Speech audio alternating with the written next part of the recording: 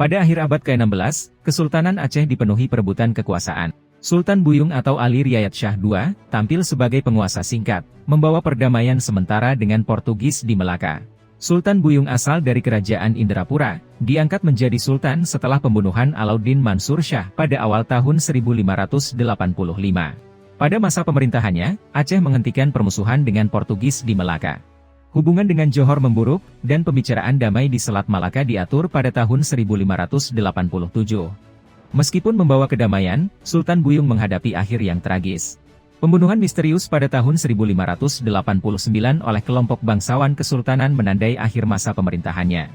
Penggantinya Sultan Alauddin Riayat Shah Said Al-Mukamil, menandai akhir 10 tahun konflik perebutan kekuasaan di Kesultanan Aceh. Inilah kesan singkat tentang kehidupan dan pemerintahan Sultan Buyung, sosok yang membawa perdamaian sesaat namun meninggalkan Aceh dalam ketidakstabilan politik.